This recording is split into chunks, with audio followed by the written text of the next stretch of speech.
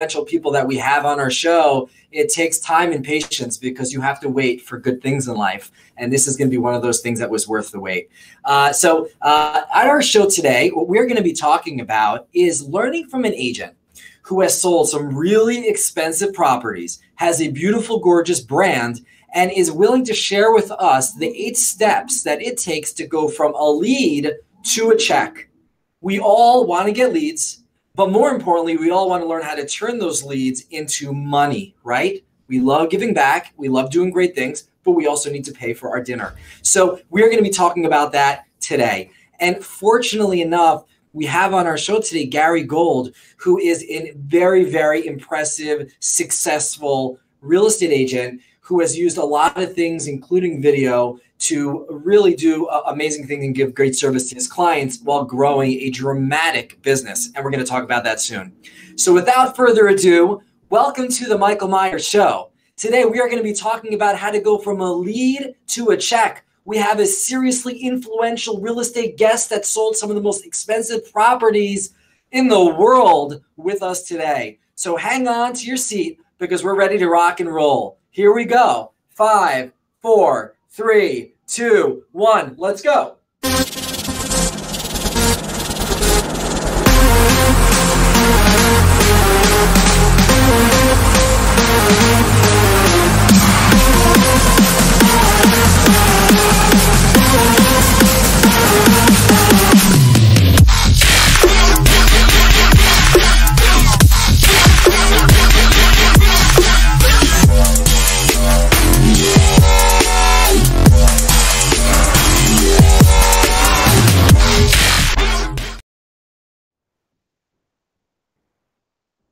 Hello, everybody. It's good to see you here on the Michael Meier Show. We have an exciting show today, so I'm going to just jump in right away and get to it. We have Gary Gold, that is our special guest for today. Let me tell you what's so special about Gary if you don't know him. First of all, he's an executive vice president at Hilton Hyland, and he's going to be sharing with us today how he goes from getting a lead to turning that into a check. We're going to be talking about lead converting strategies. You know, Gary Gold is one of the first, actually, he sold the first Los Angeles residence for over $100 million, okay? He sells some of the finest homes in the world. He uses tech, he's using marketing tools. He's extremely well known. You probably know him already. He's been doing this for 25 years. So obviously an innovator, because 25 years of video is not where it is today. It wasn't really at all used in real estate. So obviously, he's someone that is taking advantage of changing technology to grow his business. And more recently, he landed one of the top 10 spots on BombBomb's Real Estate Video Influencer Awards in the listing video category. So some very, very important and influential things that Gary is doing. Gary, thank you so much for joining us on the show. How are you doing today? You're welcome. Now, let me give you a little bit of honesty. You were talking about some feedback, by the way. You hear some feedback there? Yes. Let me see. I hear you. Okay, that's better. Are you there? Okay, so yeah, we're good. I've actually been in business. I started in 1977. Working for my brother as an assistant. I've actually been in the business for 40 years, but I don't say that or write it down because it sounds like I'd be dead. I was 17 when I started. I'm only 58, but it just sounds so old. I never say 40 years. Wow. It's funny. So I'm turning 40 this year. And I had someone that was in my office earlier today that ends up having a birthday 2 days apart from me. And he was talking about how he's been in this business for like 16 years. And I'm like, this guy must be old, 16 years, you know? And then the day he's like my age. And I'm like, oh, I've also been in the business 16 years. Crap. Yeah. Time flies. In our office and just in Beverly Hills, there are some people in their 70s. I even know someone 80 that are absolute ballers. I mean, I don't even know. It's crazy. If they stop, they'll die. But I mean, some of the top agents in the world are like 70 plus. It's crazy. Yeah. Wow. So thank you so much for joining us on the show. And I wanted to chat with you first briefly. My first question to you, and just so everybody knows, this is completely unscripted. We haven't discussed questions first. This is one of our first real, kind of conversations here, which is what's beautiful about the whole live experience. I'm going to get to learn about you while everyone else does as well. So my question to you is, you have a successful business. You do a lot of business. And you bring home the check, so to speak. Yeah. You've been in the business for a while. Were you successful right away? Did it take you a while to find success? How did your trajectory of your business go? Well, I have been both really successful and I have been really unsuccessful. I mean, I have hit the skids and done horribly on several occasions. I've been doing it so long. It just hasn't been this straight trajectory up. And I've had to reinvent myself several times. I did start out initially, my first deal was $700,000 and the second one was $800,000. And in 1980, that was a lot of money. And interest rates were like 25%. And I was doing impossible deals and I didn't know they were impossible and I did them. So I started out fairly successful, went up, and I've had several situations over my career where I really hit the skids. Some were self-inflicted, some were just bad timing. Yeah. What do you attribute, and how did you get those first, $800,000 deals, which now would be in the millions? How did you secure? I'm trying to figure out how you entered this business. How I entered the business is I didn't want to be in this business. I tried to paint my car when I was like 17 years old. And just a tip, if you're Jewish, don't try to paint your own car. It's just not in our DNA. And I ruined my car. And my brother said, come work for me and I'll buy you a car. I did not want to be in real estate at all. At the time in the 70s, late 70s, real estate was not a sexy business. I mean, average person in real estate at that time was legally dead. And there were just all these old people and it was not cool at all. But my brother was this young, good looking guy making a ton of money. And I went to work for him. So I was assistant for a few years and then I took over his business. So I had that benefit that my brother was in the business. Now, what I've done compared to what he did is a whole nother planet, but I did get lucky and have that person, which is a really good lesson. Is whether it's your brother or someone, I was someone's assistant, and going to work for someone who knows what they're doing is a great idea. Mm-hmm. Yeah. Now, how I got here, that was in the Valley. We were selling fairly modest houses compared to what I'm doing now. Several things happened for me to get from there to here. Yeah. So question for you. Some people grow their business. You build a core of business. Maybe you start in our marketplace. We're in New York City. So some of the agents here even start in rentals. It's a high volume transaction business here in our marketplace. And they'll do rentals. And then as those clients that are renting apartments start buying, now they start repping them on the buy side. And then they sell. And then they rep them on the sell side. And their business grows from there. And it just organically grows, right? That's how some people's businesses go. Did your business organically grow in that way from the Valley to the luxury market that you're in now? Well, did you do something positionally to affect where you were playing, so to speak? I wasn't that. I mean, I have been strategic in my career, but I was selling in the Valley. We were selling high-end things, making a lot of money. I had done one deal with Jeff Hyland on the West Side in Bel Air, and he started literally every time he'd call, anytime he needed something in the Valley, he'd call me and he says, when are you going to come to Beverly Hills? When are you going to come to the big leagues? And he was after me for like 5 or 6 years. And I remember when I turned 30 years old, this isn't the business I wanted to be in. I wanted to be like a stand-up comedian or a writer or, that's what I wanted to be. I'm really a marketing showman. And when I turned 30, I said, if I'm going to do this, and I don't have any other real skills, I might as well do it big. So I took up Jeff and I moved to Beverly Hills. And when I moved here, I basically started all over. I didn't know squat over here.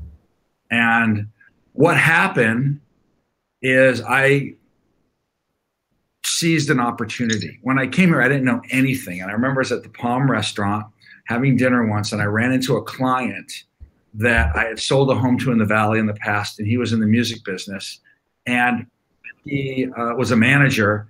And he said he was with a new artist that he was representing, this young girl, and he said, "Would you help us find a rental for $2,000 a month?" Now, at the time, I literally had zero business, and I said, "Sure," because of who these guys were. By the time I got this artist out, she had started to get some traction and make a little money, and she wanted to buy a house. And I sold her a $700,000 house. By the time she decorated and moved in, she was one of the biggest stars on the planet, and we went out and found her a $3 million house. This is Paula Abdul, by the way. So Paula Abdul was just a girl, and she just became Paula Abdul.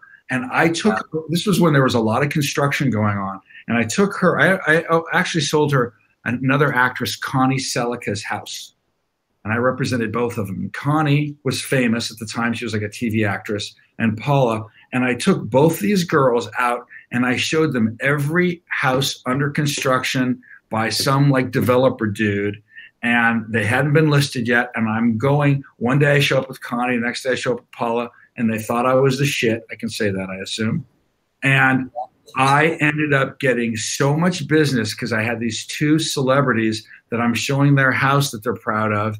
And, ended up selling them houses, A, and B, I ended up getting all these listings, and I was off to the races. I mean, that was it. That was my opportunity. And I've had others, but I don't care where you're from, if you're in Ohio or you're in Michigan or San Diego, we all get these opportunities.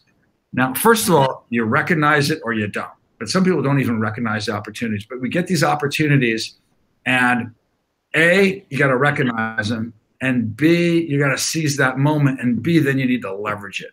I leveraged that. And I've done this. I've had a few moments in my career where I've done this, and that's really the foundation of my career.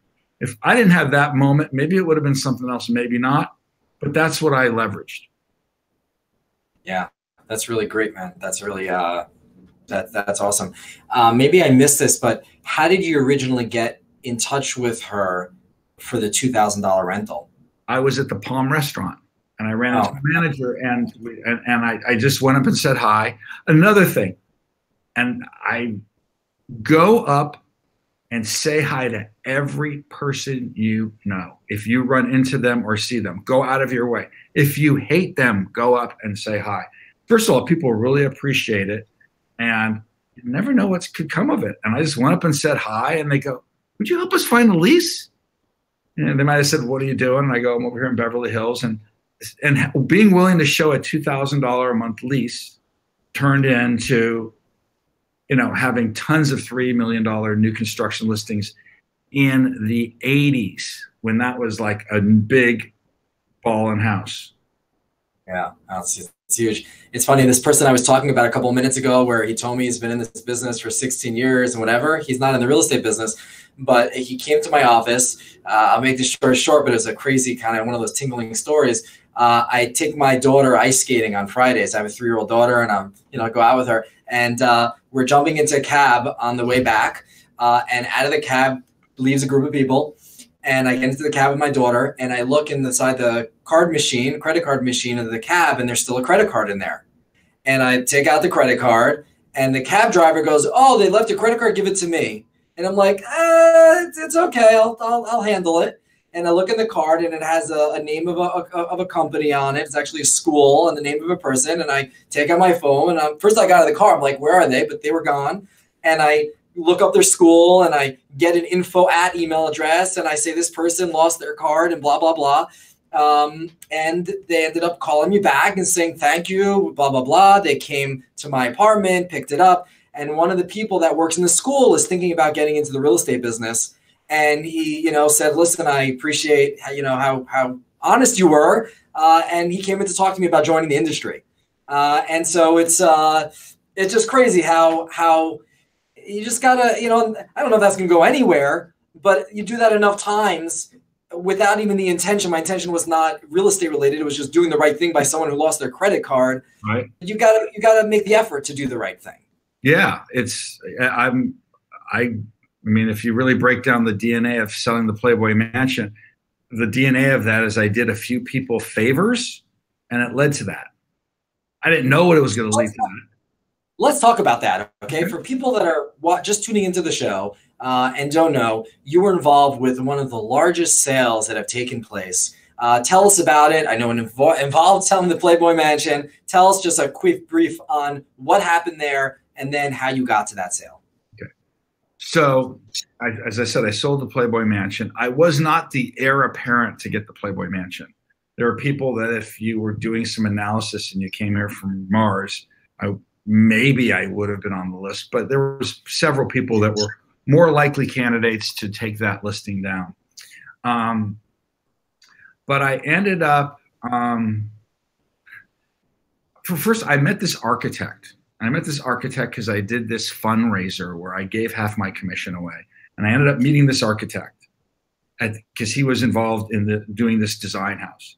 And I liked the architect, and I said, I want to refer you some business. And because I liked him, and I referred him a deal, he got $1 million job from it. And we became friendly. And I said to him, I go, if you ever have a client that, you know, thinks they're overbuilding, thinks are they building the right house for the area? Is this a good lot? Any real estate question. I'm not trying to sell anybody because they're obviously engaged in building a house or something like that. But if you ever need advice, I'm happy to give it for free. No, you know, I'm not looking for anything. I'm just happy to do that. Like 2 years later, he called me and said, I got this client who thinks he's overbuilt. And I went and actually met the client, and I told him he wasn't. But we started a relationship. The guy ended up becoming a client of mine, and we did a couple transactions, and he ended up being the guy who controlled that. Now that just gave me, he had to control it. It gave me a seat at the table where I went to go and be able to state my case. I wasn't really necessarily likely to get it or not, but at least I had an opportunity. And then first the idea of being able to get that blew my mind. But then I started to wrap my head around that I got a shot at this and I could do this. And then I decided at some point, long before it was decided, that I was going to get this listing. And it was a complicated listing. And then at one point I just decided, I go, I can do this and I'm going to make this deal happen. And it was kind of an impossible deal, but I made it happen. And it was just kind of one step after another. But I seized an opportunity. Yeah, that's fantastic. It seems like you're seizing a lot of relationship-based opportunities. Well, I mean, that's what it usually boils down to. I guess it could boil down to something else, but it boils down to a person that you meet and you are able to be valuable to that person. It's, you know, being of service is just the bottom line. And being of service without necessarily it always having to be about money. I am really very willing to be very helpful to people. And I believe if you do that enough and you become valuable enough, why wouldn't they want you to be their agent? If you're, and you know, in most cases, I'm being valuable regarding real estate items, and I'm giving solid advice, and it ends up paying off. And if it doesn't, you know, people go, well, what if they spend all your time and they screw you over and you list it with someone else? I go, so big deal. Gotcha. All right. So one of the big topics of the show that I want to dive into real quick here is the 8 steps from a lead to a check. First of all, tell me what that even means, and then let's dive in. Okay. There is nothing more painful than watching a lead slip through your hands. And it's happened to all of us. It happens to me. And I have been evaluating literally since the beginning of getting into real estate how, you know, there's all these people selling real estate that, you know, for every lead we have today, 10 other people have the lead. How do you become the person? What's the strategy? I mean, you can't be all over everybody all the time. You've got to do something. So I started to really break down what are those steps between that first moment you get a lead to actually, and being one of 10 people who have that lead, to being that person. And I did a talk, and as a result of that, I ended up really breaking down what I thought were the 8 steps. There could be others. There are people, it's not a chemistry thing, but I've made some really good distinctions, and we can go over them real quickly or however much time it takes. And yes, I would love to talk about the 8 steps from lead to. So a lot of this is simple shit, but everything is usually simple. And the first one is, it couldn't get any simpler, and this is where so many people fail. I call it lock and load. Getting the lead and putting it in a place where all your other leads are. So many people have leads on their text messages, in their emails, on a voicemail. Their assistant has it. They have it on the back of a napkin. They remember that their mother told them that their friend wants to sell it. 19 different places where the leads are. And we're running around. We're really busy. That stuff will slip through your hands. So the first thing you need to do is you need to get your lead in one place and put it down on your spreadsheet or your CRM or whatever it may be, how you're doing that. And that's where everything needs to be. And then you've got to get good information. You need all their you need their email. You need whatever their address. If I have someone's address that might want to sell, I'm doing research on that property before I even meet them. I want to get all the details, because you never know, that lead you have might call you this afternoon. And if you've done some research and he starts asking you about like it was a building in New York, yeah, I've got this property in here. If you've already done 20 minutes of research and you start riffing on everything in that building, like, oh yeah, the one next door that's the same floor plan as yours, you're talking like that, he thinks you're a genius. If he starts telling you things and you're like, oh, let me do some research, you sound like a hack. So having that information down and doing some background information, super critical. The other thing is I always like to have, because I have 180 leads at any given time. So I have something I like to call the hit list. And the hit list is this group of people that are like 1 to 2 steps away from doing a deal. Because there's so many different types of leads. You could have your hottest lead. You've done 6 transactions with this guy, but he's not going to transact in 6 months. So he is hot, but he's ways away from something happening. Or you could have someone that might be, you don't know him, but you think he's real, or you know he's real, but he's maybe working with a bunch of other people, but if you showed him the type of property he's looking for, you could probably be in a deal with him if you found the right product. So that's another part. So I like to have that because I have so many leads, and the whole key is being able to have your leads and be able to look at them in different ways so they don't slip through the cracks. And one of the ways I do that is what I call the hit list. The other way is get them all in one place. You can jump in with questions. I love lock and load and the hit list so far we got. So these are 2 of the 8 steps. Yes. The next one I call, and I've given these all visual names. So I love it. The next one I'm going to call is connecting the dots. And sometimes I'll go, I need a half hour. Don't even look at me. I want to spend a half an hour just connecting dots. And connecting his dots, very simple. We all do this, but I like to do it consciously, not unconsciously, is look at my buyers, look at my sellers, look at what's in the MLS, and just start if you have a new lead as a buyer, what sellers do you have right now that could be a match?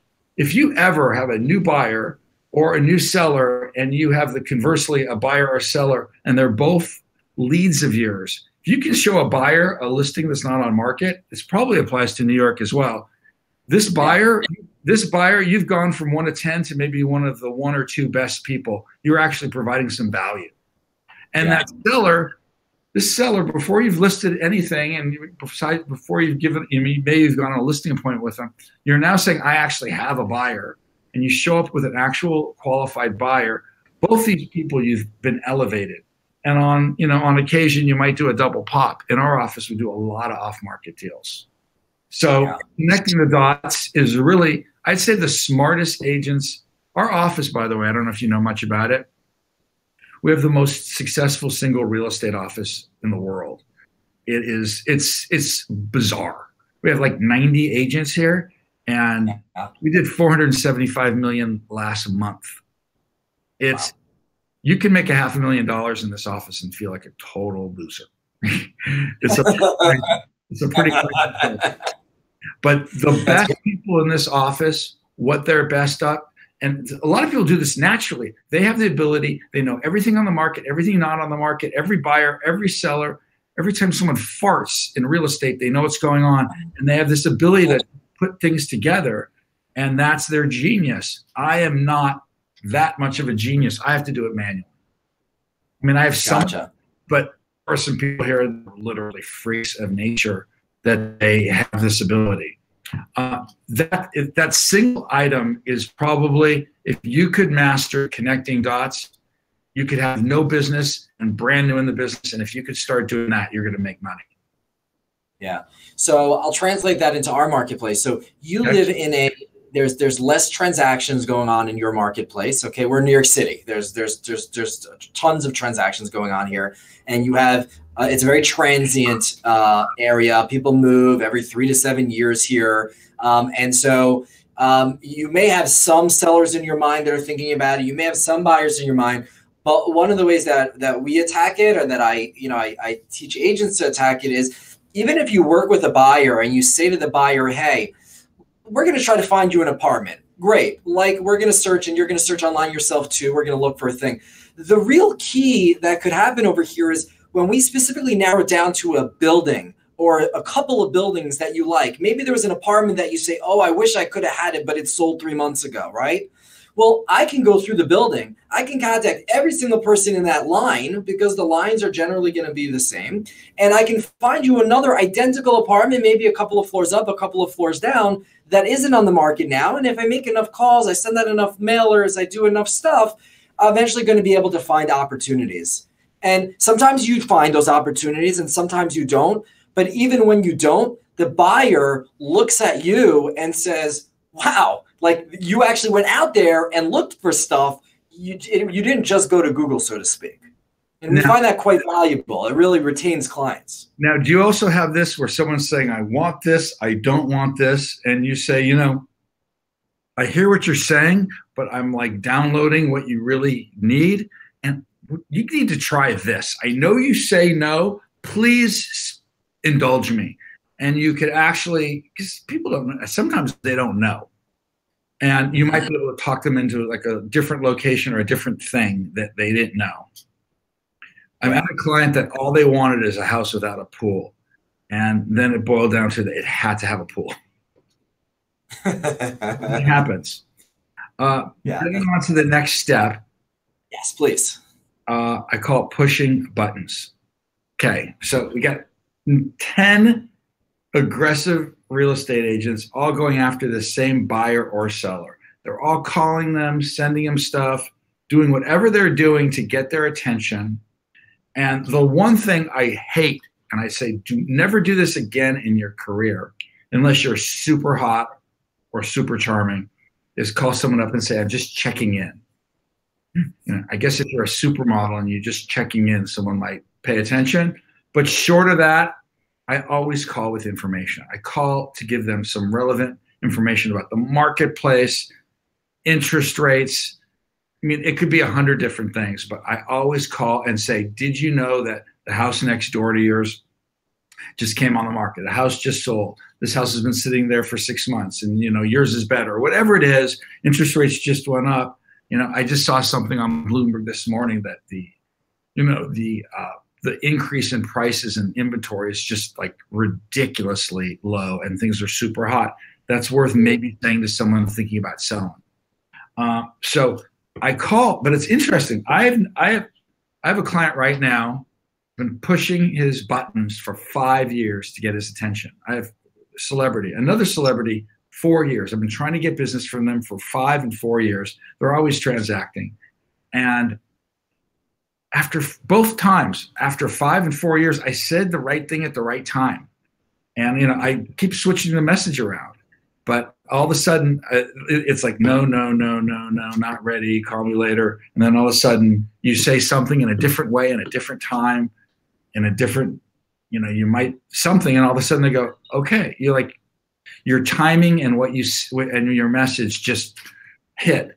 And that's key. Most people, I have so many people who go, I've called this guy every week at 7 a.m. or 9 a.m. every single week for the last 3 months. I'm giving up. He's just not returning my calls. I go, well, why don't you try email him? Try texting him. Why don't you try calling him at night? You know, some people just do this thing, mix it up. You know, the way people communicate now, you know, I hear people say, yes, some people are texters, some people like emails, some people like phone calls. The reality is I think that there's beyond that, there's patterns.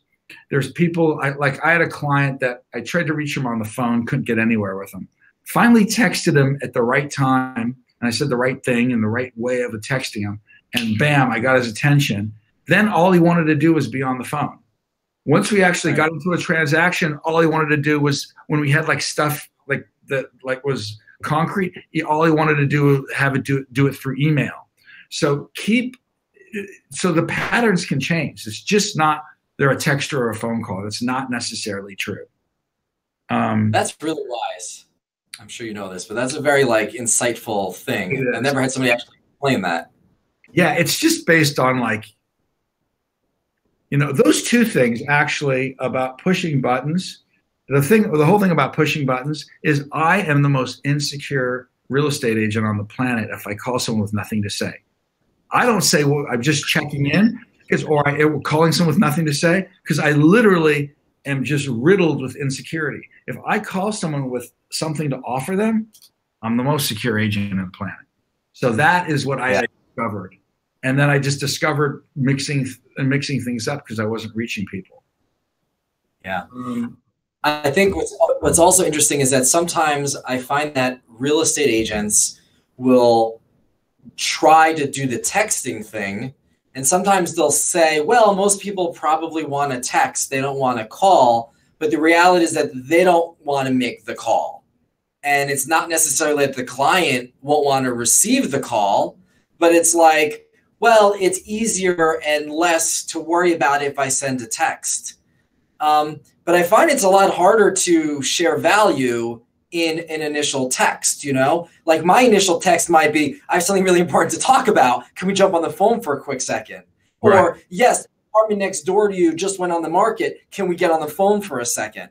But it's always going to be, can we get on the phone for a second? Because if I don't have you on the phone, I can't hear your voice. I can't tell if you're interested or not. I can't tell if you're literally sitting next to an agent while I'm having this text message conversation with you, and I'm just teaching the other agent sitting next to you what to do. I have no idea because I can't hear that in your voice. You know, and so if you want to be an agent and you want to have your soul crushed, just destroy it. What agents love to, a lot of agents, this is a bad formula. They want to feel busy. They haven't like, it's not like I want to execute. It's like they want to, if you ever hear, how's business? I'm so busy. That is such a bad indication of how you're doing. So some of the things they'll do subconsciously is it's really easy to sit there and text and not have to face somebody. Now I'm not saying texting is bad. It's fucking brilliant, but you want to actually be face-to-face with someone.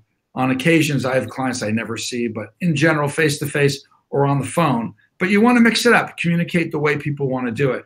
The other thing they do subconsciously is they end up getting a couple energy-sucking vampire clients that will make you feel like you've got 20 people you're working on, but you're just talking to the same person over and over and over again. I actually created my own lead management system. It's an app I created. It was a kind of a prototype I've been using. The actual software. What? The actual software that you created. I created a prototype. I'm actually building it now. But one of the things it does is it's a real reality check to see how many people you've communicated with. Because people really bullshit themselves. They think they're busy. If they look back, and I've learned this from Tom Ferry, having a coach, look back and you realize that you've just been calling the same 5 people for the last 2 months. You've a grand total of 7 people you've communicated with, and they think that they're so damn busy. And by the way, the reason I know this so well is because I'm completely guilty of it on occasion. But I have in the last 5 years, I've had a way to actually look at it and go, you know what? I've just been jerking around with the same people all month. Mm-hmm. I got to get out there. Yeah. All right, great. So jumping on to the next step. This all leads to the one thing I call being in play with a potential lead. And all these things you're doing, have you ever tried to get a hold of someone? This doesn't have to be real estate, where you guys are trying to get a hold of each other and you keep on, there's a word for it, playing phone tag. And it can take weeks to get a hold of someone initially. Everyone's experienced this. You're in it. Yeah. And then when you finally reach them, then it's really easy to reach that person. It's not like some magical thing that happens. What happens is initial conversations, especially what we're talking about, someone might not want to do it while they're like in a loud subway in your case, or while they're having lunch with their kids, or if they don't have time or they're commuting. They want to have a place where they can sit down and focus. But once you have that conversation and you've actually had a conversation about real estate and you start that engagement, then all of a sudden you're really easy to communicate with them. And what being in play is getting that point where you've had this really relevant conversation about buying or selling a piece of real estate, and you've had that connection. And what happens at that point, especially today, often we're not the person that finds the property for a buyer. They find it themselves.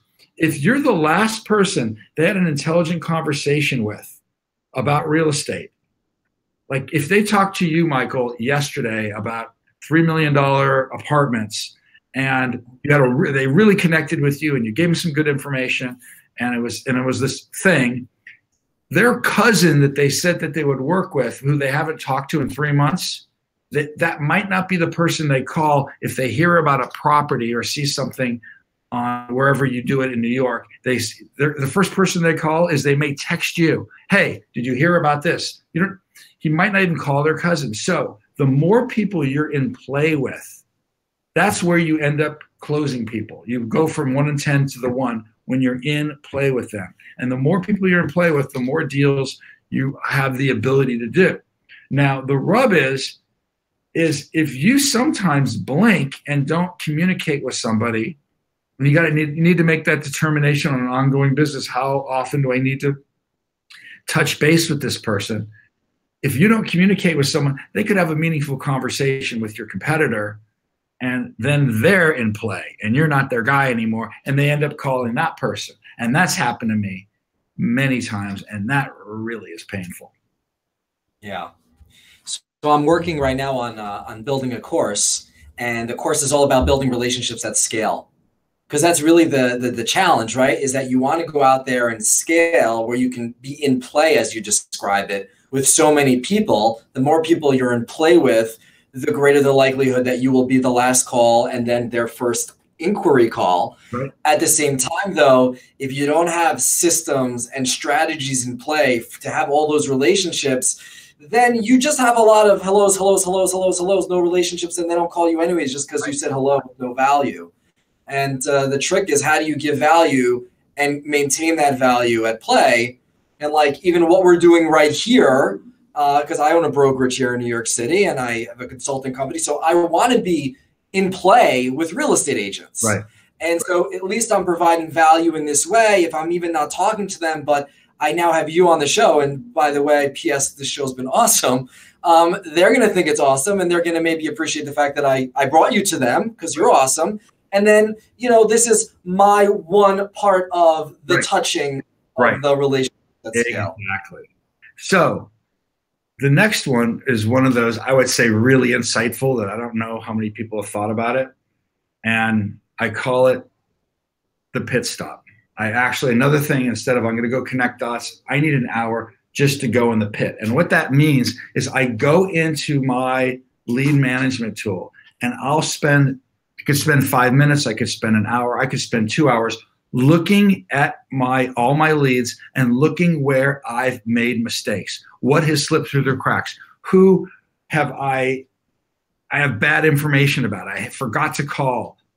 I think when you look for mistakes, intentionally look for the mistakes you're making, you will find opportunities. So often people want to have this system that's perfect. They're just kidding themselves. So I've actually built into my system that I'm going to make mistakes and I'm going to forget things and it's going to slip through the cracks. And it's okay because I actually provide a time where I go back and I look. And that is such a winner. When you go back and you look for, you know, in my case, it's like certain dates might be wrong, or I was supposed to call that person and I forgot to, or everyone's different and every situation is different, but there's definitely things that's our biggest challenge, is things that slip through the cracks, especially when you're working on a lot of leads. Yeah. So are you setting aside time to look back at mistakes so that you can learn to perform better? Are you going back to look at mistakes so that you can find them and correct them? What's the objective? The objective is to literally find leads and correct them. Go catch up with that. Make that call that you thought that you should have made. Or, you know, sometimes you might have thought I'm supposed to call this person and you didn't put them on your calendar. And then you went, oh, I forgot to put that guy on my calendar. We're running around so quick, and it's such a this, that, and everything is also very fluid. Things change so quickly. And we're also running around. You could have a verbal conversation with somebody and not get it down on paper. I don't care how perfect you are. You might not be able to document that. But when you're looking at your leads and you see that guy go, I saw him yesterday at the gym and he said he wanted to, and you catch that. So I think it's crazy I guess there could be some Dr. Spock people out there that are just perfect and it's just super regimented. I am so ADD, you know, and OCD, a combination of the two, that things are always falling through the cracks, but I'm always catching them. Gotcha. Awesome. Jennifer, I know that we had a question that you wanted to jump in and ask. So yeah. Jennifer, thank you so much for, you know, co-hosting this with me and feeding, you know, all the questions that come and bringing them to the table. Of course. Okay. Yeah. So we have a question for Gary. You've obviously worked on some very high profile deals. Mm-hmm. So this question is regarding how you advertise your celebrity sales. Do you feel it's appropriate to advertise them, or do you think it's a little bit too much? Depends. When it's not appropriate, I don't do it. I mean, I've got things that are really high profile and no one ever knows they ever happen. I mean, I definitely keep it, or I won't. I mean, I'm working on something now. Will not talk to the press about it at all, no matter what, under gunpoint. I just won't. That's what they want. That's what they're going to get. So I don't think there's anything lower than like getting some big piece of business. They ask it to be handled a certain way, and then you stab them in the back. You should just go to hell for that. So now, if I have an opportunity to leverage it, I will. And yeah, totally. But if a lot of cases, that's just not in the cards, and I don't. But there's plenty of opportunities to do it, so it's all good. Great. It's interesting how you were saying originally how you even started at this with Paula, where you were taking clients around and you ended up getting business because people saw you with the clients. You didn't even necessarily have to market it or advertise it. It was just you're out there doing what you need to do, and the results showed themselves. Right. Good stuff. Is there any other questions you want me to continue? Yeah, I was going to say, go ahead and continue. Okay. So I know that we're tight on time, and you were very gracious to give us some of your time. So there's going to be a ton of questions, and for people that are watching this on the replay, you can always ask questions in the comments below. We'll make sure that, you know, Gary gets your questions, and I'm sure, you know, he'll find the time to respond. But Gary, we just want to give you the opportunity to share all the wisdom. The one thing I do, sharing all this wisdom in like 5-minute chunks, is I have a YouTube channel called Voodoo Agent, where I talk all this and more. And if anyone wants to check it out, it's if you like what I'm saying here, you'll like that. Yes, definitely. So my question to you is going to be, how do people find you? And so that's one way, obviously, on the channel. Right. And you also have a website. Why don't you share with everybody how they can find you and get to you? My website is soldbygold.net. I'm a real estate agent. You can find me other than the 2.5 hours that I'm in yoga. you can pick up the phone and find me. And Gotcha. A lot of my business is, I love agents. A lot of my business is referral from agents. It's awesome. That's a great business, just to get business from other agents. Is that one of the reasons why you go out there and you create the Voodoo channel and you do all this education stuff? Is it, It's not. That was a benefit that I did not know was coming. I wanted to be a stand-up comic. I like communicating. I like feeling that. I also have found when you out there teaching things, you learn it on like a quadruple deep level, and it's good karma, and it just comes back at you. But I really just dig it. You're probably similar. I like to teach people, and I get as much. And I'm 32 years sober in AA, so it's just part of my DNA is to help other people, because I've, gotten a lot myself, and I apply that in, everything. And but it's not because I'm a good guy. It pays off, and it's just a good way to be, just this abundance mentality. Yeah. It's interesting how that works. You kind of do things because you're kind of just built to do it. Yeah. You go like, I do this. I didn't start this with any kind of like monetization kind of plan. I mean, of course, yes, it helps grow the brand, and you can extrapolate where it's going to come back, but it's not like somebody's going to go invest in the show because it's going to give you a return, right? It sums it up. There's a guy in my office who's this really good looking guy, really wealthy, on top of being a real estate agent, and he goes out and he'll go to like the inner city and go and box like in these badass boxing tournaments. And he'll sometimes he'll get like a broken jaw, and there's just no need for him to do this. And I said, why do you do this? And he said to me, he goes, it's really hard to stop doing something you're really good at. And I went, wow. So that kind of sums it up. Yeah. Well, Gary, I want to thank you so much for coming on the show with us today. And this was some really insightful steps. And I obviously urge everybody to go and check out the YouTube channel and learn and continue to learn from you there. Thanks for taking some really complicated topics and breaking it down. And I'm out there in the consulting space, and you have a way of translating things in a way that's digestible and it's really easy to understand. So thank you for that. You're welcome. Great. Loved it. Yeah. And listen, if anybody has any business to send your way, obviously, after watching this, I'm sure that they will. And I look forward to being in touch with you. And thank you once again for joining us here on the Michael Meier Show. Thank you, Michael. Take care. Bye, Jennifer. Bye. Thank you. Take care. Bye, Gary. Bye.